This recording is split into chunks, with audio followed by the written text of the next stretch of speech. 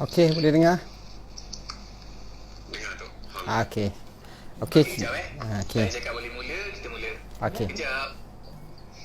5 second. Boleh mula. Baik, soalan saya Datuk. Katakanlah rumah saya ni dekat dengan surau atau masjid. Ya. Jadi boleh tak Datuk, kalau saya solat dekat rumah, tapi saya dengar suara imam tu dekat speaker masjid tu, saya ikut. Ya. Boleh tak? Apabila dua bangunan yang berasingan antara rumah dengan masjid, maka dia tidak dibolehkan untuk kita mengikutinya. Kenapa? Bayangkan, katakan tiba-tiba mic itu rosak macam kita buat live sekarang ni. Tak kehuru-hara. Baik, dari segi fiqahnya, bila kita duduk bersama dalam masjid lain, kalau di luar masjid, itu ada masalah. Cuma kita dalam muzakarah haji bincang banyak kali, kalau di hotel-hotel yang berada berdekatan dengan masjid, Masjidil Haram, semayang dengan nampak umpamanya semayang tarawih dan seumpamanya, di backup banyak dan mungkin kita boleh pergi, maka sebahagian besar ulama menyatakan dibolehkan. Walaupun begitu, yang afdalnya keluar dan pergi ke dataran di Masjidil Haram untuk solat sama-sama. Jadi dalam kes Mawi tanya tadi, kita katakan bahawa tidak boleh kita semayang berimankan dengan cara kita dengar melalui corong itu sahaja. Melainkan kalau sah tu besar, panjang dan sampai ke rumah kita, kita pun turun daripada rumah, tepi rumah kita sambung dengan sah masjid, maka itu dibolehkan. Wallahu a'lam. Okey. Baik, Datuk, katakan waktu PKP ni, Ya. kita dilarang mungkin untuk solat berjemaah dan sebagainya. Ya. Tapi mungkin ada sesetengah orang yang sangat berkeras mengatakan yang bahawa lebih afdal untuk solat berjemaah. Kita ambil konteks solat tarawih katakan. Jadi apa nasihat Datuk untuk perkara ini? Okey. Yang orang yang masih berkeras kalau boleh aku nak solat tak begitu. Okey, saya setuju kalau solat tarawih kita solat berjemaah. Tetapi kita solat berjemaah dalam ruang lingkup di rumah kita. Kita ajaklah anak isteri kita, kita ajaklah keluarga kita yang ada dalam rumah kita, kita solat berjemaah. Dan itu pun tidak membawa kepada apa-apa yang kita kata tak boleh menunaikan untuk solat tarawih di rumah. Tak ada masalah. Dan saya sendiri tadi tengok kenyataan daripada Mufti Besar Arab Saudi pada tadi sebentar menyatakan bahawa untuk tahun ni di sana disuruh supaya solat tarawih dan solat fardu di rumah masing-masing untuk bulan Ramadan ni. Ini kenapa? Kerana nak mengekang isu COVID-19 ini, dan fatwa yang hampir sama yang terdahulu daripada itu oleh Syekhul Azhar dan juga Lejnah ulama-ulama besar Azhar dan juga Dar Ifta Mesir telah beri pandangan yang hampir sama yang telah kami sebutkan dalam kenyataan kami atau apa yang kami nukilkan dalam page laman resmi, laman web kami dan laman Facebook kami. Okey, baik. Okey. Baik Datuk. Ni kita nak masuk Ramadan ni tu. Ya. Jadi dalam tempoh PKP ni, ini soalan dari suami isteri lah Datuk. Ya. Soalannya Mami ya. Okay, soalannya Datuk, macam mana suami isteri dia nak elak bergurau lebih-lebih Datuk bulan puasa Datuk? Ya. Siang hari. Siang hari tu Datuk, macam mana? Ya, betul. Allah Subhanahu Wa Taala macam faham-faham kehendak manusia. Kalau kita baca Nas Ilahi dengan jelas menunjukkan dalam Al-Quran. Allah Subhanahu Wa Taala menyatakan summa atimmus siyama ilal lail. Allah Subhanahu Wa Taala sebut wala tubashiruhunna. Maksudnya bila waktu malam waktu siang kamu kena sempurnakan puasa. Pada waktu malam bukan sekadar makan, bukan sekadar minum, tapi Allah Subhanahu Wa Taala juga sebut boleh untuk bersama dengan isteri. Daripada situ dia akan memberi satu kelegaan kepada orang. Maknanya kenapa Allah sebut macam itu? Sebab puasa ni Mawi dan Nas, dia kadang-kadang kita tengok isteri kita tu, kita sayang kat dia. Tapi bila ada larangan tu, sayang tu jadi lebih. Maknanya bila kita puasa tu sayang lebih. Ini saya tengok pengalaman kalau pergi ke Mekah lah. Dalam ihram tu lah nampak isteri comel. Masa puasa tu lah masa tu. Jadi daripada sini saya syorkan kalau orang seperti itu, dia gunakanlah malam untuk bersama dengan isteri dia supaya esok hari itu dia mempunyai kekuatan untuk menghadapi perkara tersebut. Kedua, dia cuba isi apa benda yang boleh dia diisi untuk, kalau boleh bila kita puasa ni, kita meramadankan puasa kita itu dalam bentuk kita mengetahui tentang kelebihan ibadat puasa itu dan apa yang patut kita isi. Mungkin kita boleh tadarus Quran, kita boleh baca Quran, kita boleh zikir, kita mungkin kadang-kadang kita terpaksa tidur, kita tidur, ataupun mungkin kita boleh masak, boleh kita buat apa-apa supaya kita jangan hanya terjurus ke arah fikir untuk bersama semata-mata. Jadi kurangkan gurauan dari sudut yang membawa ke arah itu, tapi kita jaga puasa kita dan kita isi dengan yang bermanfaat, insya-Allah pahalanya besar, insya-Allah. Baik. Alright, baik. Datuk, untuk soalan seterusnya ni, katakan satu orang ketua rumah, ayah nak jadi imam tarawih dan kemudian dia nak tunjuklah belakang dia ni ada isteri dia, ada anak-anak dia, konon-konon nak baca panjang-panjang lah tu. Tapi Al-Quran tak hafal. Tak hafal pun qul huwallahu ahad, qul a'udzu birabbina, macam saya ni je. Boleh tak katakan kalau saya jadi imam dan kemudian saya buka mushaf, Quran, buka Quran, betul? Dalam isu ini kita telah jawab dalam pandangan kita dululah. Di mana mengikut dalam satu hadis riwayat bagaimana Zakwan dia telah sembahyang ni tabi'in. Tabi'in ni maknanya generasi selepas sahabat Nabi. Dia buka mushaf dan dia baca dengan cara melihat mushaf. Cuma sebahagian ulama menyatakan hukumnya makruh, tetapi sebahagian yang lain menyatakan dibolehkan. Justru bagi saya, Tok Imam ni yang pertama sekali sifatnya dia faqih. Faqih ni maknanya di antara tanda mimmain natifikihi, cara dia faqih bila dia jadi imam, dia faham kehendak makmum. Dia faham makmum ni bukanlah semua orang suka umpamanya boleh tahan baca panjang-panjang. Macam contohnya kalau kita pergi ke Mekah, kita mari ke Mekah bulan Ramadan, kita sembahyang maghrib, tiba-tiba kita dengar Syekh Abdul Rahman Sudais semayang, dia baca inna a'taina kal kausar dengan kul huwallahu ahad. Kita kata tak berbaloi, aku mari jauh tiba-tiba baca pendek macam ni. Tapi kita kena faham bahawa orang yang semayang di belakang dia tu, kalau puncak musim Ramadan ataupun musim haji, 4, 5, 6 juta orang. Dalam 4, 5, 6 juta orang takkan tak ada seorang yang sakit perut, yang nak buang air kecil, yang tak tahan nak qada hajat, yang dalam keadaan pening, yang mungkin tak berapa sihat. Jadi di situ cara dia pendekkan. Bagi saya tak jadi masalah kita baca pendek. Yang paling penting kita boleh dirikan solat tarawih. Orang tak tanya solat tarawih mu baca panjang ke pendek, tapi orang tanya kamu solat tak tarawih. Bukan kita katakan orang, tapi kerana Allah. Maksudnya kita iltizam dan istiqamah dengan solat tarawih. Okey, Datuk. Kita biasa dengar kalau kita itikaf kat masjid ni, dia punya ganjaran dia luar biasa. Lagi-lagi bulan Ramadan. Jadi Datuk, dalam bulan Ramadan ni Datuk, sekarang ni masjid kita dah tak boleh pergi. Kita nak itikaf kat mana tu?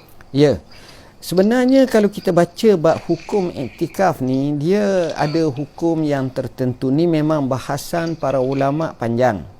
Asalnya di masjid tanpa khilaf. Surau Jumaat pun ada khilaf di kalangan ulama, tapi di wilayah persekutuan kita kata boleh iktikaf dan boleh tahiyatul masjid. Ini di wilayah persekutuan saja. Kalau lain mungkin ada pandangan lain. Surau biasa kita kata tak boleh iktikaf, tapi sebahagian kata boleh. Ini khilaf. Yang masyhurnya tak boleh lah. Baik. Walau macam mana pun, kalau kita baca satu kehidupan zaman Nabi SAW dulu, ada seorang perempuan, dia ajak Nabi datang ke rumah dia. Kemudian dia suruh Nabi sembahyang. Nabi pun cari satu tempat Nabi sembahyang. Tempat Nabi sembahyang tu dijadikan musalla, tempat dia sembahyang.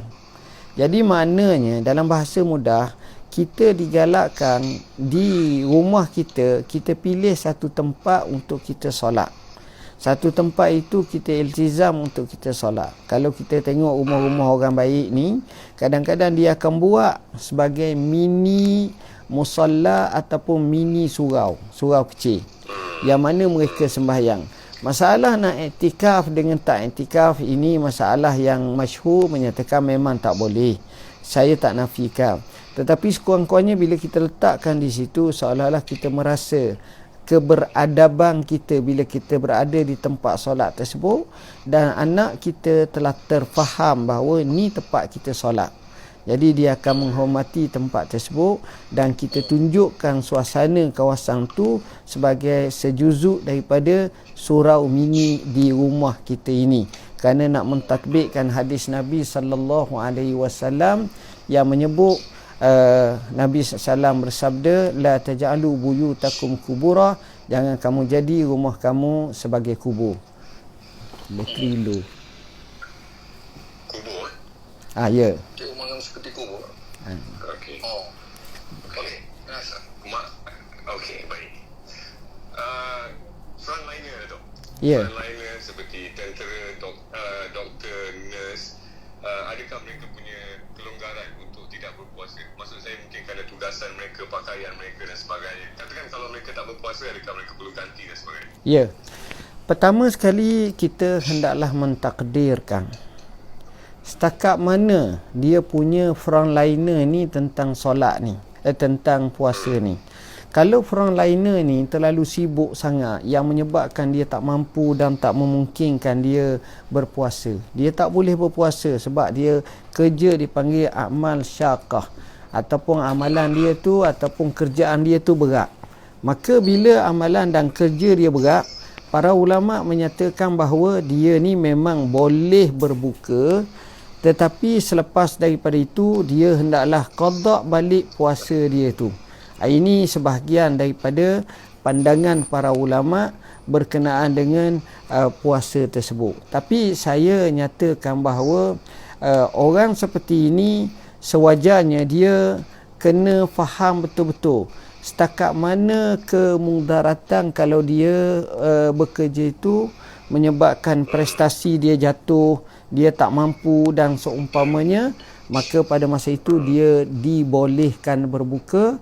Selesai daripada jadi frontliner, negara kita aman, maka pada masa itu dia bolehlah untuk tidak untuk dia qada balik puasa dia. Walau macam mana pun saya lebih suka supaya mereka ini terus berpuasa kalau mereka mampu untuk berpuasa, dan mereka tak perlu tinggalkan puasa tersebut kecuali lah dalam keadaan yang amat kita kata parah, dan dalam keadaan yang kita kata teruk yang amat sangat. Saya ada sebut pandangan Dr. Wahbah Zuhaili dalam buku ni bertajuk Ramadan Al-Mubarak tentang fadilat dan hukum puasa, di mana di sini saya sebut tentang pandangan ulama, orang yang kerja berat boleh tak dia berbuka puasa? Kata ulama boleh, tetapi yang afdalnya jika sekiranya dia memang tak mampu, selepas daripada itu dia hendaklah qada. Qada adalah wajib, bukan sunat. Qada adalah wajib kecuali orang yang memang tak ada harapan sembuh, uzur, pada masa itu difidyahkan setiap hari secupak makanan. Okey. Baik. Baik Datuk, ni soalan dari orang perempuan tu. Ya. Katakanlah dia terlupa jumlah puasa dia waktu bulan Ramadan, dia datang haid. Ya. Kemudian dia terlupa dengan jumlah puasa yang dia tinggalkan. Ya. Kerana haid. Ya. Jadi macam mana cara nak ganti balik? Okey. Yang pertama sekali, seorang perempuan ini dia sebaik-baiknya dia kena cuba ingat dulu. Dia cuba ingat dulu berapa dia tinggal puasa. Cara nak ingat mudah je. Yang pertama sekali dia kena tahu kebiasaan adat haid dia tu berapa lama. Katakan dia kata 11 hari, 12 hari dan seumpamanya. Dan dia tahu haid dia itu berlaku dalam masa bulan puasa penuh. Maksudnya bukan ujung, bukan awal. Maknanya betul-betul dalam tu dia termasuk. Maka pada masa itu dia ihtiyatkan ataupun basi lebih.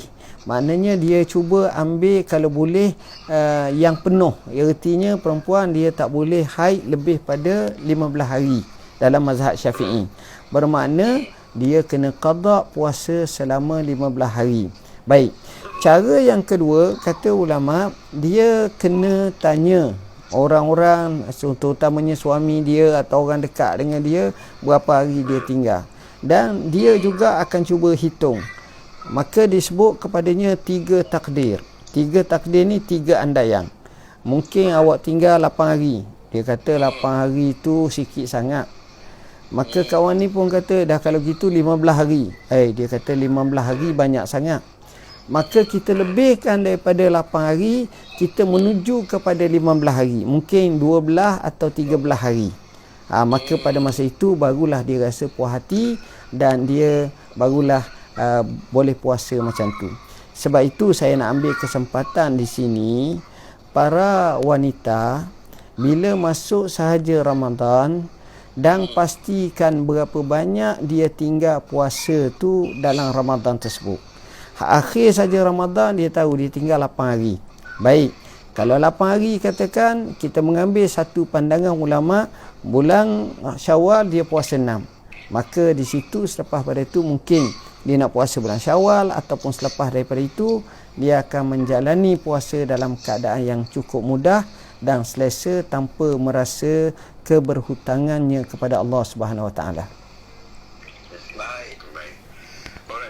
Datuk, saya ada soalan mengenai perempuan juga. Yeah. Katakan satu orang perempuan yang dah pakai tudung, katakan dulu dia tak pakai tudung, tapi sekarang dia dah pakai tudung. Tapi gambar-gambar dia, katakan di media sosial dia, Instagram dia ataupun di Google, masih lagi gambar dia tak bertudung, orang boleh tengok lagi. Jadi macam mana Datuk, hukum dia ke bagaimana? Ya. Afallahu amma salaf. Yang pertama sekali dia kena bertaubat. Astaghfirullah wa atubu ilaih. Yang kedua, kalau boleh delete memang delete lah. Kalau tak boleh tu nak buat macam mana. Tapi walau macam mana pun, apa yang penting dia hendaklah bertaubat, dia hendaklah beristighfar dan dia terus istiqamah dan iltizam dengan pakai tudung. Ni sebagai orang Islam, perempuan yang sepatut dan sewajarnya bertudung. Jadi hak yang apa yang berlaku itu kita serahkan kepada Allah Subhanahu Wa Taala. Mudah-mudahan Allah mengampuninya atas kesilapan yang lalu. Amin, amin, amin. Ya. Baik Datuk, ni soalan saya berkenaan dengan zakat fitrah tu. Ya. Baik, betul ke zakat fitrah ni kita kena bayar mengikut negeri masing-masing? Dan satu lagi, bolehkah kita bayar zakat fitrah tanpa akad? Ya. Sekarang ni kan PKP ni tak boleh keluar nak bayar kan? Ya. Macam mana? Macam mana tu? Okey, yang pertama sekali, zakat fitrah ni dia ada dua yang masyhur lah. Dia ada 2 ataupun 3. Nak letak 5 hukum pun boleh. Dia ada hukum. Sama ada wajib, sama ada sunat, sama ada harus, ataupun kita kata dia mungkin haram lah. Okey. Maksud saya, bila waktu zakat fitrah hukumnya harus kita bayar. Harus kita bayar ialah pada awal Ramadan tu boleh bayar dah. 1 Ramadan, 2 Ramadan, 3, 4 Ramadan ni, ini hukumnya harus. Bila waktu sunat kita bayar zakat fitrah. Zakat fitrah sunat kita bayar ialah pada malam raya tu. Sebab kaedahnya zakat fitrah ini, kata Nabi SAW, zakatul fitri tuhratun lisaimin wa tu'matul lil masakin.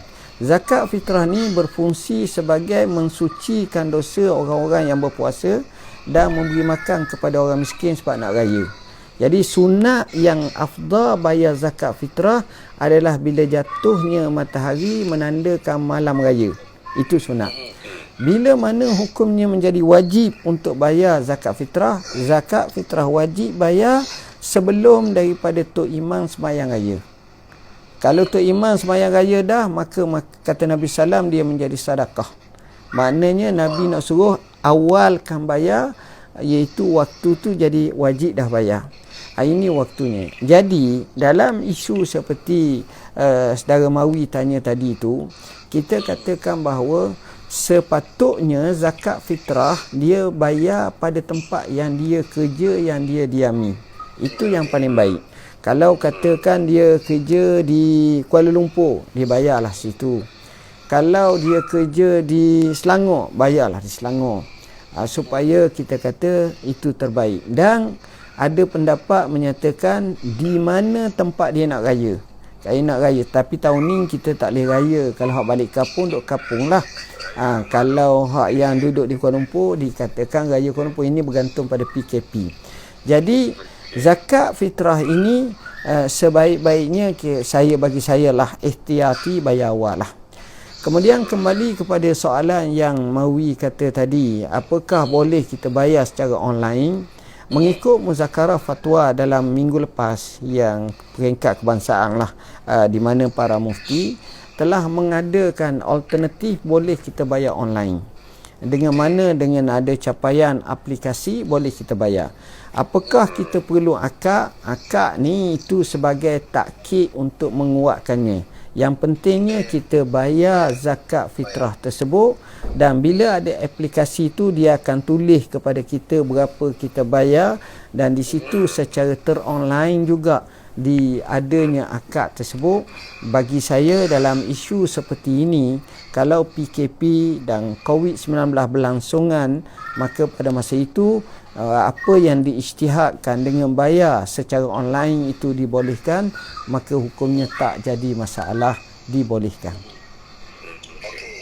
Baik. Datuk, boleh tak Datuk terangkan mengenai fidyah, Datuk? Ya. Fidyah ini disebut dalam bab puasa ini sebagai fidyah, dan ada satu lagi disebut sebagai kafarah. Apa beza antara fidyah dengan kafarah? Fidyah ni biasanya dia tidak membabitkan dosa, tetapi kalau kafarah biasanya dia membabitkan dosa. Artinya seperti orang tu dia bersetubuh dengan isterinya di siang hari di bulan Ramadan, maka dia kena kafarah. Tak boleh macam tu. Tetapi kalau kita kata fidyah ni, dia lebih kepada kelemahan dia untuk berpuasa, dia tak dapat berpuasa. Contohnya pada hari keempat dia nak puasa, tiba-tiba hari tu dia sakit yang amat sangat, pergi dekat doktor, doktor kata awak kena makan ubat, awak kena berbuka, dia pun makan ubat dan dia tak puasa hari itu. Ketidakpuasaan dia hari itu tidaklah dosa, kerana Allah berfirman, faman kana minkum maridan aw ala safarin fa iddatun min ayyamin ukhra. Kalau di kalangan kamu itu sakit ataupun dalam musafir, maka dia boleh berbuka dan qada'lah pada hari-hari yang lain. Justru dalam isu ini, bila dia tinggal puasa tersebut, maka dia kena qada' puasa. Tetapi katakan dia selepas daripada itu memang dia tak dapat nak qada', dia pula sakit dialisis, dia pula memang uzur sangat, maka pada masa itu kita kata dia hanya bayar fidyah sahaja. Apa makna bayar fidyah sahaja? Dia bayar secupak bagi setiap hari yang ditinggalkan tanpa perlu qada' lagi. Ini bagi orang yang tak ada harapan sembuh, penyakitnya berlangsungan sehingga dia mati, tak ada ruang. Masa tu dipanggil bayar fidyah. Wallahu a'lam. Okey. Jadi kalau saja-saja mungkin dia duit banyak, tak nak puasa, tak apalah aku bayar fidyah, dia kata tak boleh. Ya. Yang ini sebenarnya sekalipun dia duit banyak, dia tidak boleh. Sebab bila Allah kata, kalau kita faham nas ilahi, ya ayyuhallazina amanu kutiba alaikumus siyam. Hai orang yang beriman, ditulis ke atas kamu berpuasa. Bahasa orang ngaji Arab ni, dua kalimah ini memberi makna yang cukup besar. Kutiba alaikum. Kutiba ni asalnya ditulis. Tapi bila ditulis, maknanya itu diwajibkan secara kuat dan sungguh. Macam kita katalah, kita naik kereta, tiba-tiba kita tengok polis tahan kereta, dia tulis kepada pemandu tu. Kita tak kata surat cinta, kita akan kata samang lah tu. Oh, kita pun bila selepas kena tahan, kita rasa lega. Sebab itu kalau kita tengok, sebab ditulis kutiba ni, biasanya ayat-ayat yang menggambarkan selepas tu susah. Contohnya perang. Ya ayyuhallazina amanu kutiba alaikumul qital. Ditulis kat atas kamu suruh perang. Melaksanakan kisah, bunuh balas bunuh. Kutiba alaikumul qisas. Sama juga dengan puasa. Bila datang alaikum, maknanya puasa itu tertaklif dan bukan ada gantian. Maknanya dalam Islam bukan kata dalam masalah ni dua pilihan. Kamu nak puasa ke ataupun kamu nak bayar fidyah. Maka tidak, dia mesti kena puasa walau apa jua keadaan sekalipun. Baik. Okey Datuk, ni soalan dari kawan-kawan kita yang bekerja sebagai penghantar makanan. Nas, minta maaf Nas, saya ambil soalan 13. Okey. Saya ambil soalan 13. Mereka rasa Datuk, di bulan Ramadan nanti mereka takut mereka bersubahat sebab ramai yang order makanan pukul 11 pagi, 12 tengah hari. Jadi macam mana tu Datuk untuk orang-orang yang bekerja sebagai penghantar makanan ni? Okey. Orang yang bekerja sebagai penghantar makanan ni, saya cakap dalam suasana PKP lah ni. Saya tak cakap dalam suasana kita kata yang makruf. Yang makruf tu dalam keadaan biasa, kalau order pukul 11 tengah hari tu, pagi tu ada makna tu. Yang itu pun kita kena takwil. Boleh jadi perempuan tu dalam haid, dalam nifas, boleh jadi macam tu. Kita sebagai penghantar makanan, kalau dalam PKP saya faham, mereka ni terlalu sibuk. Kalau nak ambil waktu yang terakhir pukul 6.30, takut-takut sampai pukul 7.30, dekat pukul 8. Jadi puasa sudah selesai. Jadi tak sesuai lah. Kita nak makanan tu kalau boleh sebelum daripada berbuka. Oleh kerana mungkin lambakan order yang begitu banyak menyebabkan boleh diawalkan. Bagi saya dalam masalah ini, kita katakan al-umur bimaqasidiha. Apa makna al-umur bimaqasidiha? Perkara itu berdasarkan kepada niat. Niatnya hanya hantar makanan. Kita tak perlulah tanya hang puasa tak hari ni, dan seumpamanya. Jadi yang tu tak payah. Yang itu kita hantar semata-mata, melainkan memang dia awal-awal lagi kata aku ni memang tak puasa hari ni. Dia declare. Maka yang itu satu perkara yang tak sesuai lah kita hantar. Sebab pada masa itu seolah-olah kita menolong ke arah perkara yang tidak mentaati Allah. Wallahualam. Okey, baik. Saya ada satu soalan lagi Tok. Ya. Katakan dalam musim bulan Ramadan ni jadi kebiasaan untuk kita pulang untuk bertemu dengan ibu dan ayah kita. Tapi PKP tak boleh pergi. Jadi sampai datang rasa macam orang tua tu, ibu kan, orang tua, jadi dia rasa macam sampai kecil hati anak tak datang tengok dia. Perkara ni bagaimana tu? Yang ni yang pertama sekali kita kena buat macam ni. Alhamdulillah lah ada video conference dan seumpamanya, ini pun akan menghiburkan dia. Kirimkan kepada dia lagu-lagu raya, lagu mawi ke, sedap-sedap dan seumpamanya. Yang kedua yang paling penting, orang tua ni kita bila disebut dalam nas hadis kata untuk sambung silaturahim falyasir rahimah, bukan semata-mata kita bercakap, tapi kita ingat, kita appreciate kat dia. Kita boleh hantar WhatsApp yang baik. Begitu juga kita hantar duit kalau dia perlukan. Kita hantar baju raya, kita post laju dan seumpamanya. Ini setidak-tidaknya menghiburkannya. Dan kita janjilah kat dia selepas daripada PKP, selepas daripada larangan, kalau diizinkan pulang, kita terus pulang. Kerana kita sekarang ni cuti tak payah ambil dah. Jadi untuk pulang akan datang, bolehlah kita cuti dalam seminggu, 3 hari, 4 hari, insya-Allah tak ada masalah. Baik. Baik Datuk, ni soalan terakhir ni saya. Ya. Tadi saya ada tengok satu video menikah menggunakan video call. Ya. Pertama kali dalam dunia saya tengok benda Ya. ni berlaku. Ya. Jadi saya kira ramailah mungkin pasangan-pasangan pengantin yang nak berkahwin tahun ni. boleh pasal semua dah risau. Nak tambah satu lagi ke? Ya. Semua dah risau tu. Kena postpone sampai tahun depan pula kan. Ya. So masalahnya macam mana tu? Boleh tu Okey, yang pertama sekali kita mengambil kepedulian yang amat sangat.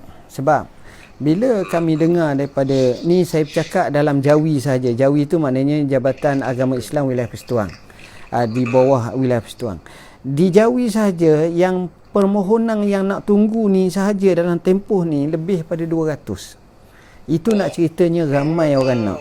Dan yang saya pergi tadi pun, bila saya bertanya kepada bapa pengantin, dia sendiri pun telah paspung dah sekali. Dan dia bimbang kok kena sekali lagi, takut PKP ketiga, keempat pula dan seumpamanya. Dan ini berlaku. Dan menyedari hakikat seperti inilah, kita telah melihat dengan pelbagai bentuk, dan kita tengok dengan pandangan-pandangan. Alhamdulillah, Muzakarah Fatwa Kebangsaan sejak dulu lagi, tak silap 2011 ataupun sebelum pada tu, menyatakan bahawa dibolehkan. Tapi kita ikut syarat lah. Lelaki tu memang lelaki tu, saksi pun saksi ada, perempuan tu, wali pun, bahasa pun jelas, clear, dan memang tak ada unsur penipuan, akad pun jelas, ijab pun jelas, qabul pun, penerimaan pun jelas, mahkahwin pun disebut. Segala syarat-syarat itu cuma jarak jauh tapi masih lagi jelas dan nampak. Makanya saya tengok usaha seperti ini adalah satu usaha yang baik sebagai satu pemudah cara, khususnya pada zaman PKP ni. Dan Alhamdulillah, apa yang kita buat rupa-rupanya di Emirat Arab Satu pun telah lakukan seperti apa yang kita lakukan.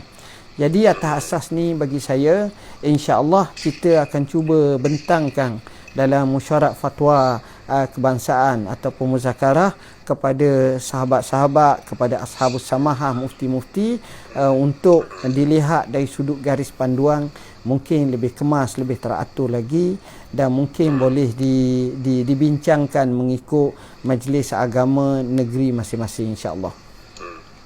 Datuk, katakan soal pernikahan online ni, katakan habis PKP ni, adakah dia perlu buat lagi sekali? Maksud saya seperti pernikahan biasa. Ya. Masalah ni apabila sudah nikah, dia tidak perlu untuk diulang kalikan kali kedua, tak payah. Dan apa yang dibuat tu sudah memadai.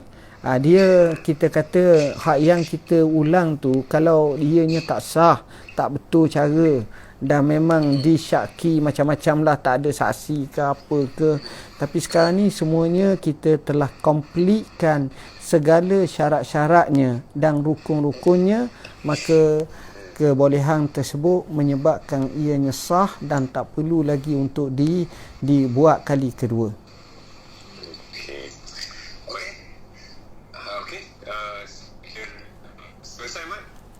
Okey, untuk akhirnya saya nak mengambil kesempatan nak mengucapkan terima kasih kepada DJ Nas, kepada DJ Mawi, daripada Gegar, daripada Zayang, begitu juga Mak yang menjadikan perbincangan pada malam ni mudah-mudahan memberi sedikit kefahaman kepada kita semua, dan hasrat kita supaya ibadat puasa pada tahun ini boleh menatijahkan untuk kita la'allakum tattaqun, mudah-mudahan kamu menjadi orang yang bertakwa.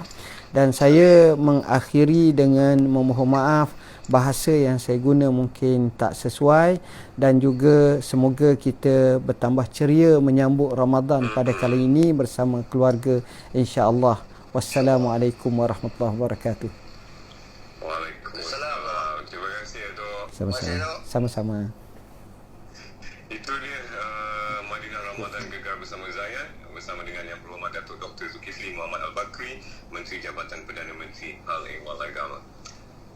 Alhamdulillah. Tok, terima kasih Tok ya. Ya, sama-sama. Kurang itu dan ini minta maaf Tok. Okey, sama-sama. Assalamualaikum. Waalaikumsalam warahmatullahi wabarakatuh. Assalamualaikum. Okey semua